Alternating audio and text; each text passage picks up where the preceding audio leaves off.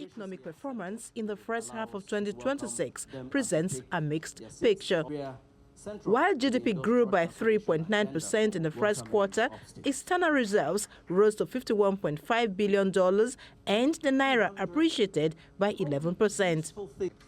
But inflation climbed to 15.9% in June, driven largely by higher food, fuel, and transportation costs. On the fiscal front, fiscal revenue management continues to be challenged.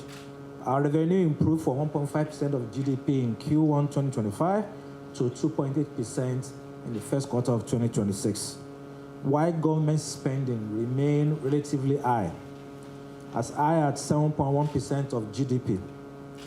Albeit, this is a reduction from the 9.0% recorded in the first quarter of 2025. This has resulted in an estimated budget deficit of 4.3% of GDP in Q1 2026. Yusuf says infrastructure, access to long-term capital, and effective implementation of the Nigeria industrial policy will be critical to sustaining growth.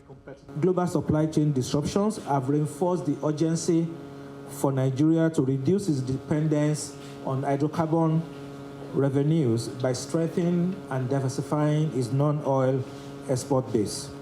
Without a more diversified and competitive industrial sector, Nigeria will remain heavily reliant on imported intermediate inputs and also on finished manufactured goods, leaving the economy vulnerable to external shocks.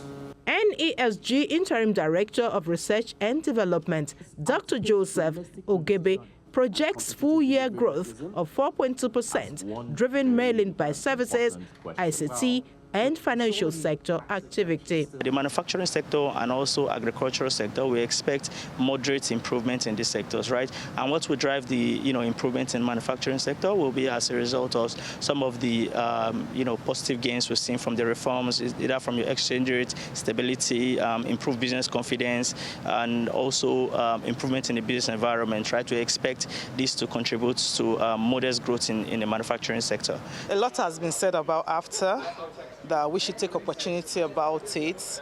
And also, a lot have been said about our regulations.